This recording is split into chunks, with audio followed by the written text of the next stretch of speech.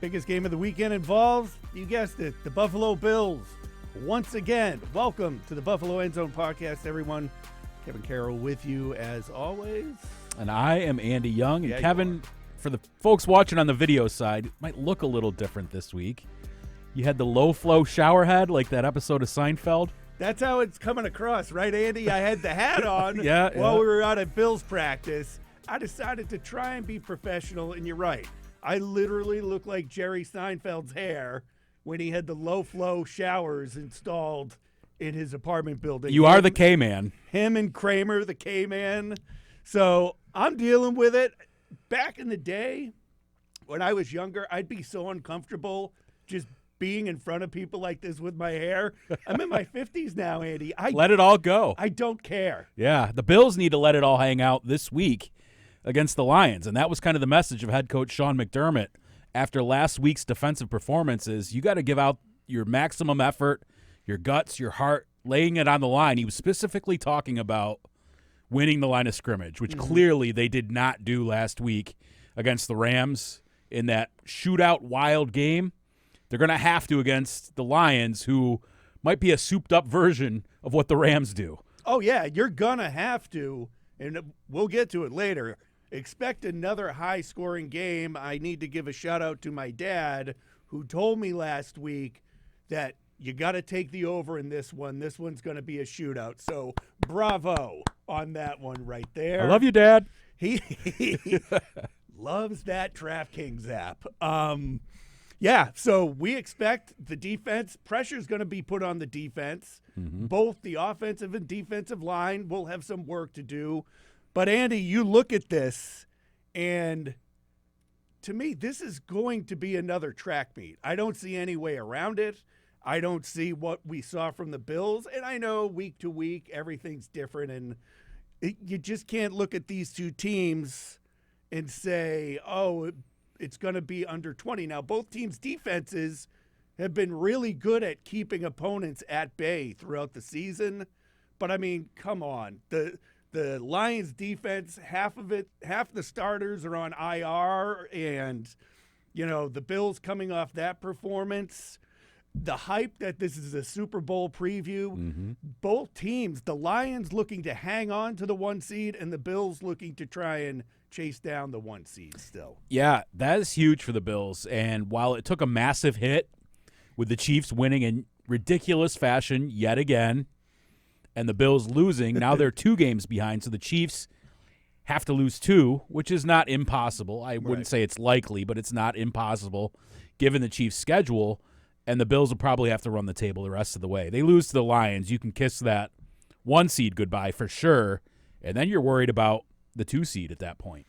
Well, yeah, because the Steelers are on their heels, Andy, and I say you keep going for the 1 seed no matter what until you officially can't get it anymore. Agree with that for sure. You know, the idea of, well, you know, hang on to the 2 seed and maybe rest players in the final week. You kind of get a bye week if you can rest your starters in Foxborough against the Patriots team who's going nowhere.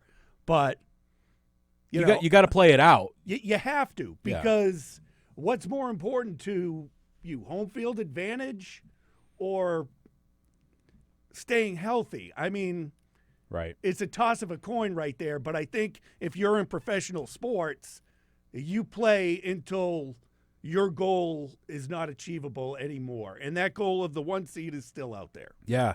Remember the game they played a couple of years ago on Thanksgiving? That was a wild game, and an Allen to Diggs laser pass to get them in field goal position to win the game at the last second. I'd expect something similar because these are 2 teams that just are machines. Yeah. Especially offensively right now. The Lions, for different reasons, because they just have so many playmakers, really good offensive coordinator in Ben Johnson. And then you look at Amon-Ra St. Brown, Jamison Williams, Sam Laporta, Gibbs, Montgomery, and Goff kind of just orchestrating the whole thing. And then the Bills, you look at Allen can put on the cape at any time, and then guys like Shakir step up, Cooper. We'll see if they can get the running game cooking because it did not cook with James Cook this past game. That's important, I think, too, to kind of keep the Lions' high-powered attack at bay a little bit is just keep those guys off the field a little bit more. I'm not saying go out there and 3 yards in a cloud of dust and grind this thing into oblivion. Right. But use that running game to take some of the pressure off Josh and grind down some time a little bit. It'll be interesting to see coming off that game where the running game never got going. Andy, Ray Davis didn't even touch the ball.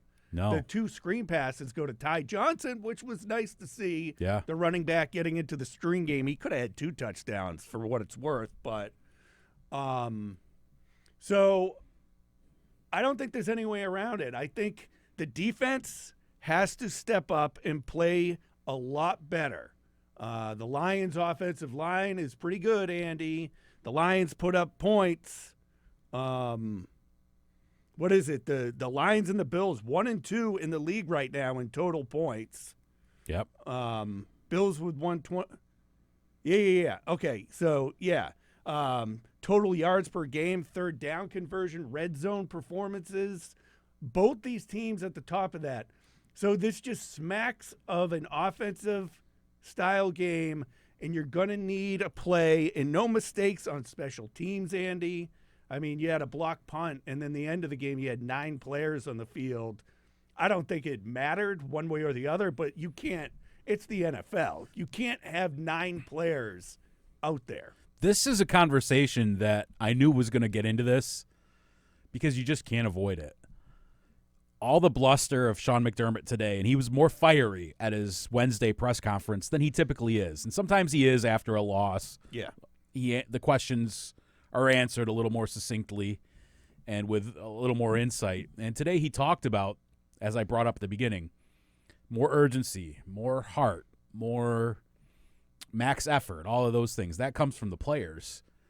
But the things that he and his coaching staff have done at times have cost them.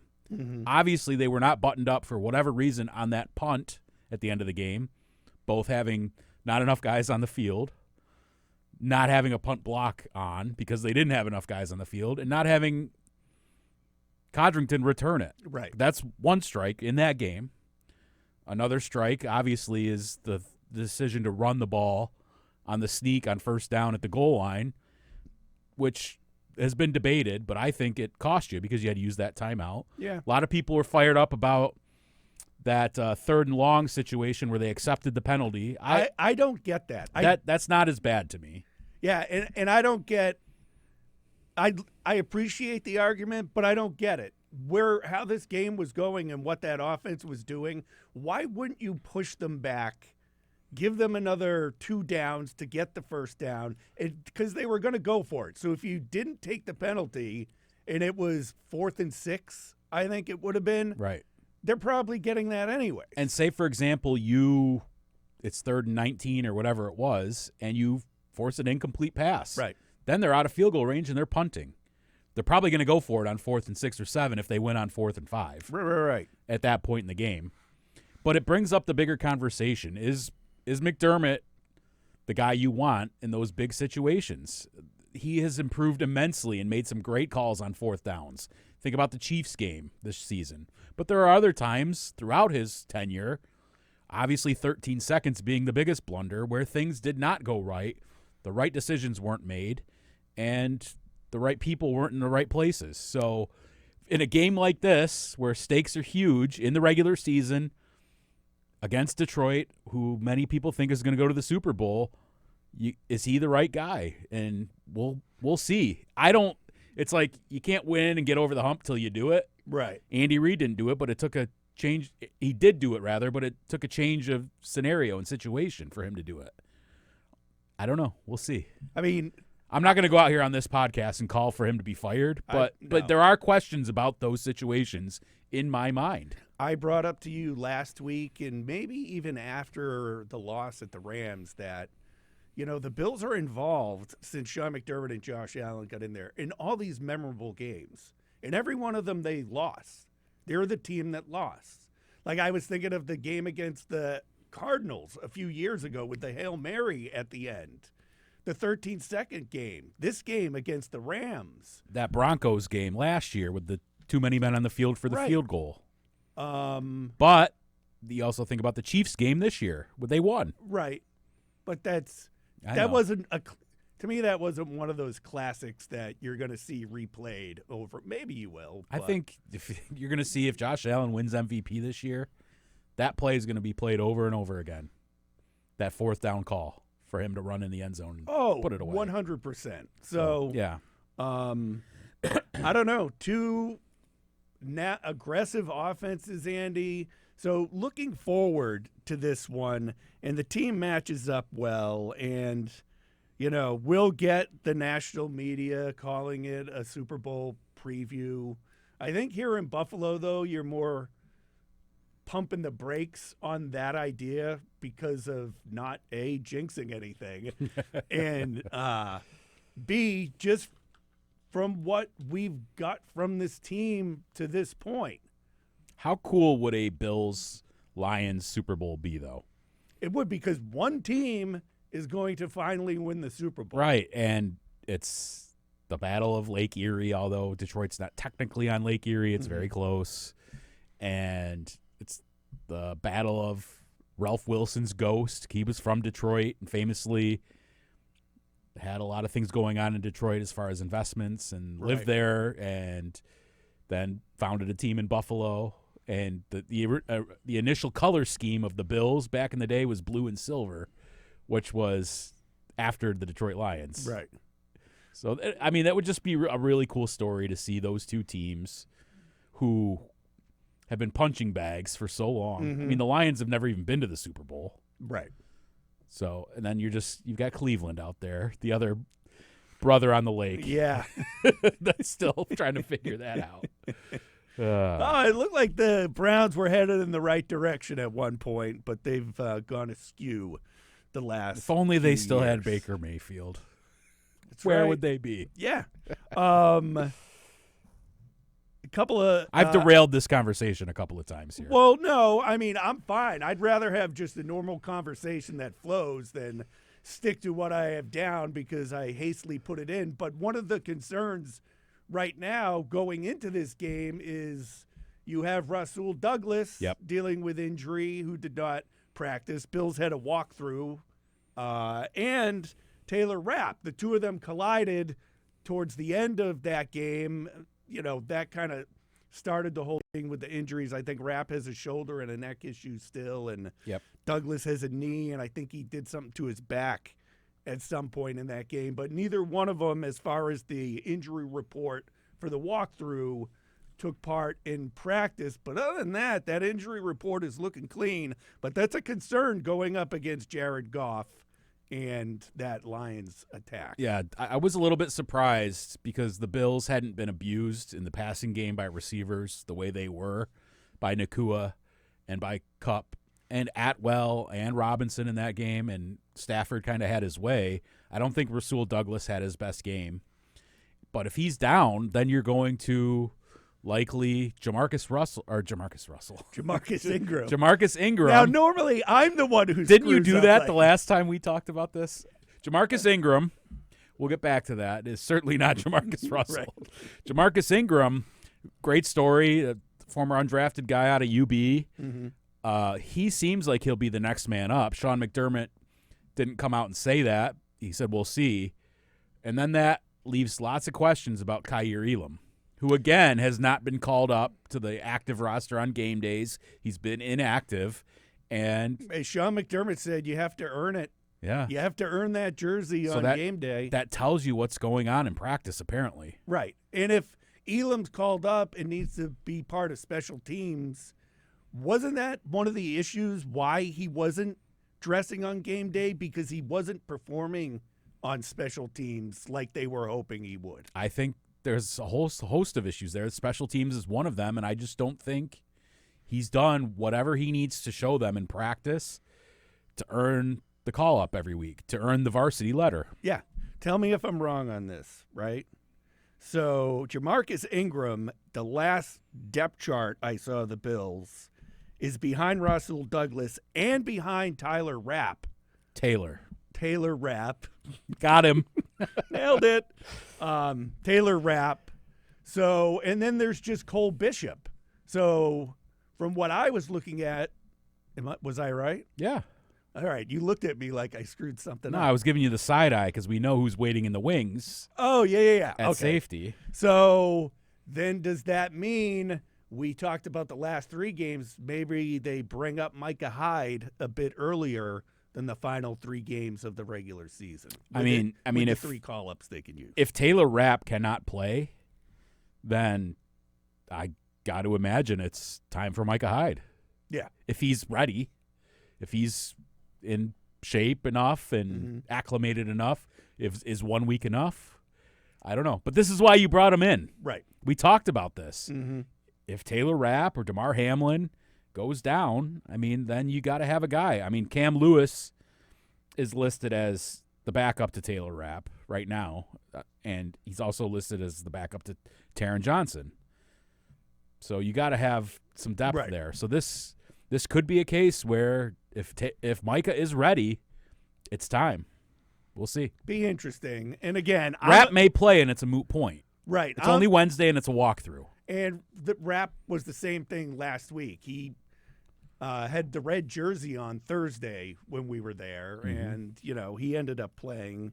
And it seemed like it's more of the same type of injury there. So it's going to be important, Andy, and you're going to need in this game the combo of the defense all working together with the cornerbacks getting help from some pressure from this Bills defensive line, who really did nothing in the pass game and the run game against the Rams, which, you were hoping, or like something's got to give at some point. Now, Stafford just might have been on his game big time last week, but for a team that has had forced a turnover in every game up to that point, there was no pressure, there was no threat of the ball ever getting turned over that entire game. I mean, it goes back to where we started.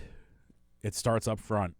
I think the Bills need more out of their defensive tackles and their ends, but particularly their defensive tackles in the run game and in the pass game. Asked Daquan Jones about that, and he said, look, sometimes you don't see what's going on behind the scenes. Like Ed Oliver, his running mates, getting a lot of double teams. Mm-hmm. He said, I don't know, maybe we just have to figure out how to do more than we're able to do. And maybe the stats are down a little bit this year because of the way teams are playing us. He's like, but we got to figure that out. And I think he was kind of coming to the defense of Ed Oliver, who's come under criticism, who prior to last season signed the big contract and had a great year last year. The numbers just aren't there this year. He's not flashing like he was last season for whatever reason. I think they need more out of him. They need more out of Daquan. Across the board, I think they all would say to a man that they've got to perform better, especially in the running game. Coaches got to put them in a situation to succeed, but if you're giving up big chunk plays to Kyron Williams and then play action pass just opens wide, I know that there's a lot of talk that you don't need to have a good running game going for play action to be effective, but it certainly can't hurt because you're even sucking up more in the linebackers and the safeties to stop the run, and then you get hit with that play action over the top that the Rams were really successful with. Goff is going to bring a whole crap load of that again this week. Oh, yeah. The Lions really love to do that stuff. They love play action. Let me ask you this. Matt Milano, seeing all the playing time in the game against the Rams with Dorian Williams not getting out there, do you have an issue with that? Because I kind of don't like that right now. You don't like Milano's play? No, I don't like the fact that Dorian Williams was a key part of what they were being successful at. I get that Milano's a former All-Pro. I get that you want him to ramp up as we head into the postseason here. But part of me thinks that Dorian Williams should be able to come in and spell him every now and then, and that defense wouldn't lose a beat. But it seems like more Milano's back. He's just in. I mean, I think the idea is to have Milano be your starter. But I wouldn't hate to see, when you're in tough times, a little more Dorian Williams in a base 4-3 defense. The problem there is the Bills are not a base 4-3. They're a base nickel with Taron Johnson as the de facto third linebacker. But, I guess we'll need to see how Milano continues to play and progress. I don't think he's had great games so far. Right. I don't think he's been a huge liability, but he's not Matt Milano pre-injury. Yeah, it's not like if Dorian Williams was in there, the Bills would have beat the Rams. I'm not saying that. I just found when you look at what's gone on since Milano came back that it's really thanks for your service, Dorian Williams.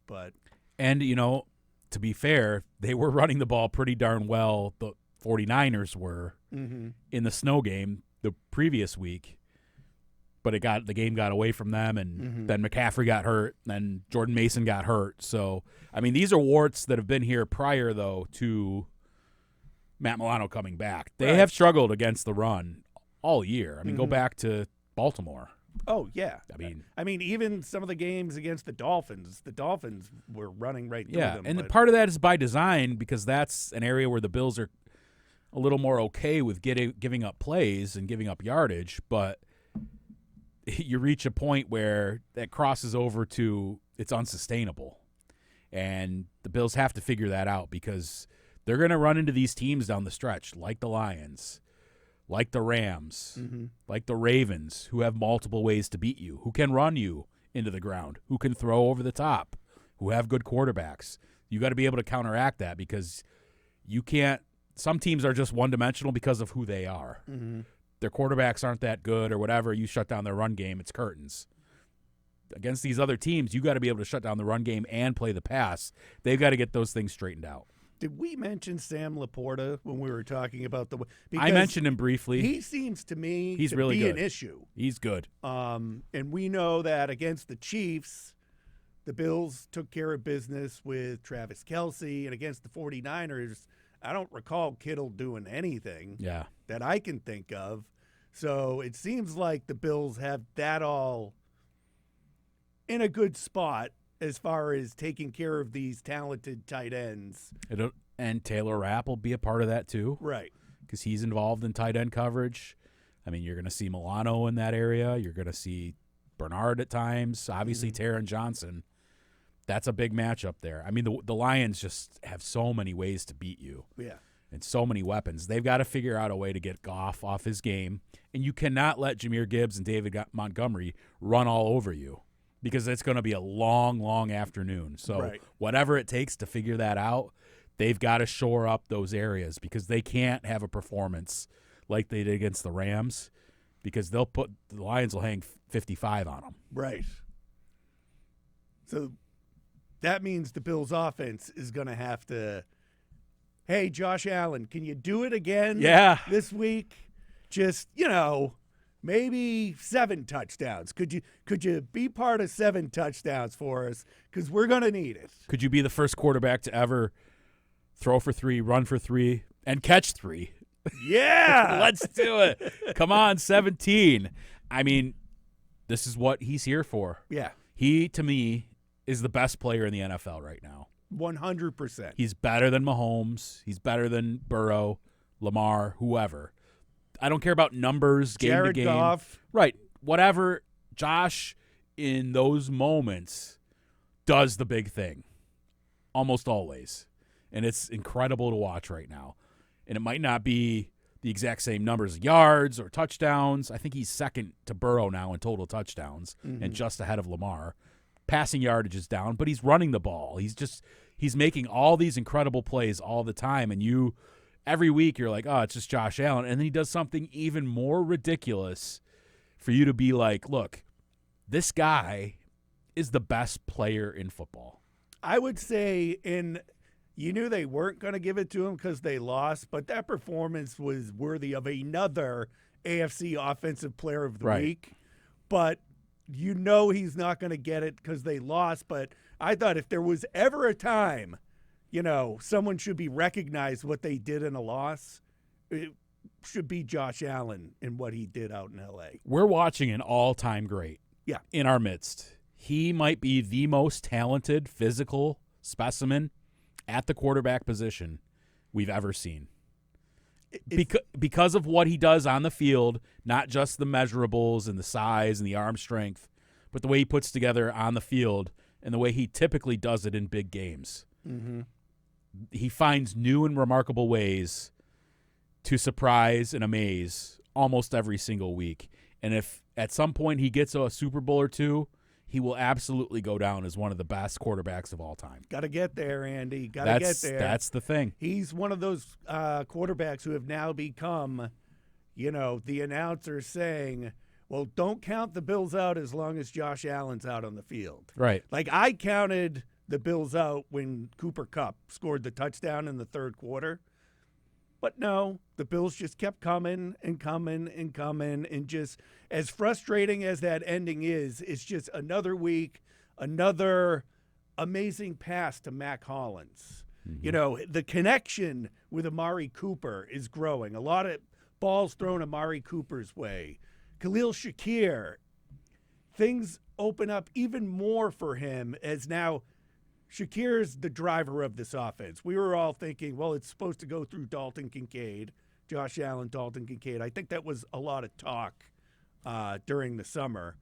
But now you got Shakir, Amari Cooper, Keon Coleman listed as full participant, and Kincaid in this walkthrough we were talking about to start the week. So now you're getting more weapons in for Josh Allen to work with. Oh, by the way, Amari Cooper has been around for a while now and is starting to get more in the flow. And you can count on one super duper awesome catch from Cooper at least once in each game. And Josh Allen putting the ball only where Cooper can make a great catch or no one's catching the ball. Yeah, I mean, to see him targeted more and more is going to be a good thing because they're going to need him. They need that reliable guy to pair with Khalil Shakir. You'd love to see the target percentage, the catch percentage go up with Amari Cooper. Right. Because I think he caught less than half of his targets of the 14 in that game. But to have a guy Josh trusts along with Shakir, when Kincaid gets back, they'll mix Keon Coleman in here and there. And Mac Hollins, the trust he has in Mac. A lot of people are kind of eating crow on Mac Hollins right now. That was me. Yeah. I'm big time eating crow. I remember saying after the Texans game, basically keep Mac Hollins on the bench. He's worthless. Right.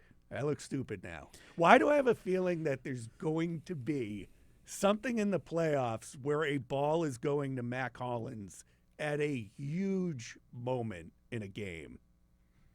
And it's just up in the air on what's about to. Like, I think of guys like who have roles on teams, but on the championship run, they all of a sudden are the one that makes the big catch. MVS last season for the Chiefs. Right. Yeah. Who was that guy on the Giants who ruined the Patriots' undefeated season? Oh, Tyree.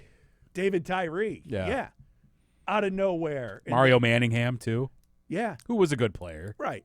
But I get that vibe from Mac Hollins that he's just going to show up, and it's not going to be Amari Cooper. It's not going to be Dalton Kincaid or Khalil Shakir. It's going to be him, and he's earning the trust, too. I mean, that ball Josh Allen threw him, perfectly placed But ball. you got to catch it. Right.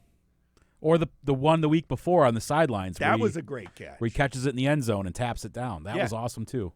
Good so, player. So it's fun. Yeah, this is the fun conversation. Imagine if we were doing this podcast 8-9 years ago. No, would have sucked. Would have sucked. I mean, you could have had some good games with Fitz Magic there and Stevie and stuff. And you had some fun times with Brax. And Marone's team actually, of all those teams, was the closest to actually making the playoffs. Right. But excuse me. It would be hard to sit here and talk about Kyle Orton, and I honestly can't think of one wide receiver that played with Kyle Orton. I can't. Robert Woods. Was Woods still here? Yeah. That was his second season. Okay. Robert Woods, Sammy, Marquise Goodwin. Oh, okay. Wow, you're pretty good. I am. Scott. It's like I've been watching this team my entire life or something. They do need help from the running game, Andy. I mean, that lack of running game where James did not cook, as you said earlier in the program, concern. I mean, when we went into that game, I looked up. The Rams were not good at stopping the run. Yeah. That's why I thought the Bills would be able to do what the Rams did to the Bills with the run game to set everything up. It ended up flip-flopping. That's why when Sean McDermott was talking about the line of scrimmage, I don't think he was only speaking to the defensive line. Yeah. The offensive line did not do its part in the running game. And whether that was by design of what the Rams did or it was James Cook doing its part, whoever's fault that is needs to be better up front on both sides of the ball. And that includes the O-line, because much of the Bills' success this season has been predicated on the ability to run the football, take a little pressure off Allen, and then let Josh be Superman when he needs to be, not the whole game. Right. Do you think that's why Ray Davis didn't see any action, because it was just worthless? But like that it's game script, because they got in the hole. Yeah. And I think Ty Johnson is their most reliable and trusted third down back because he's the best in pass protection. So when you get in a situation where you're running into a brick wall with Cook, why are you bringing in Davis when you know you're going to pass and you need Ty Johnson out there? Yeah. Well, and he did score a 41-yard touchdown. He did, and he could have had another one, too. Yeah, right. Just got tripped up. Yep. It should be an exciting game. I guess CBS, again, is going out there for the pregame show like they came up for the Chiefs game. Oh, that'll be cool. So a lot of love following the Bills still. You know, you could say it's the Lions, but I think it's because the Bills are playing the Lions that they're actually. Well, I mean, the Lions are considered by most the best team in the league. By a mouse? Most. Many. Most. Modest mouse. Yeah, but CBS is more of an AFC type of coverage. Yes, but that has kind of gone away a little bit too. They've changed the rules on that. I know, confused my mom big time one day. Yeah, so here we go, Andy. Go to bet MGM, Bills plus 2.5 in this one. I don't know. I'm gonna say yes. They cover because they win by 3. I'm going to agree with you there because I think the Bills are winning this game. They win outright. Yeah. Yeah. I think it's going to be very high scoring, which the over-under is 54.5. Right. The Lions are favored. I kind of said that the wrong way, but I believe the Bills will cover and win. Yeah. Outright. And I think it's going to be another high-scoring game. I think we're looking at, like, both teams hovering around the 40s. Like, yeah, I would say you're in the 60s probably. Yeah. 34-31.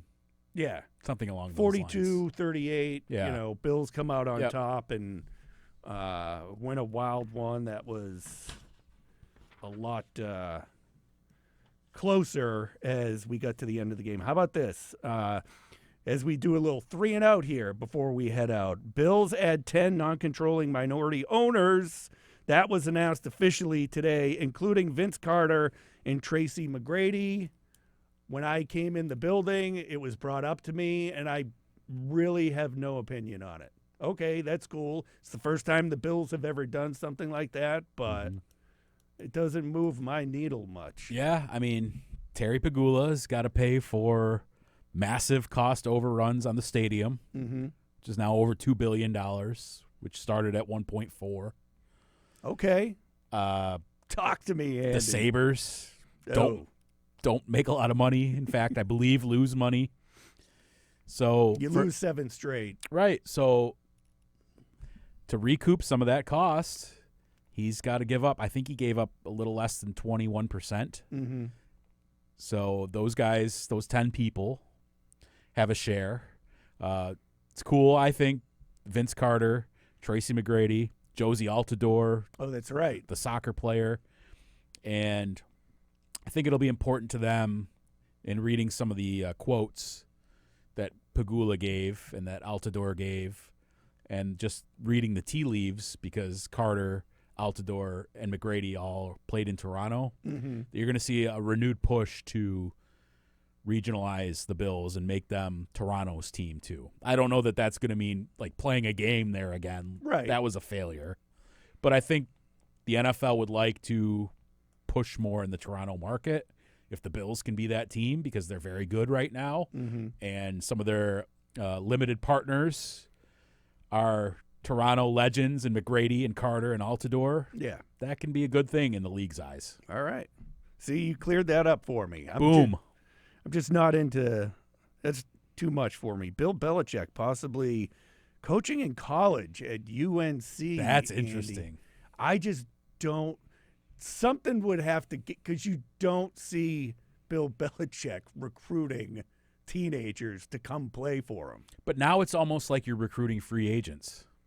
So they would have to have a GM like what some schools have started doing. Well, like Adrian Wojnarowski does for St. Bonaventure men's basketball. Right. Like you put in a GM, you get the NIL collective going, and you raise money and get it to the highest bidder. I mean, UNC is not known as a football powerhouse, but just in general, I mean, that's the home of Michael Jordan, right? Like they've got backers there. Like Patriots quarterback is Drake May.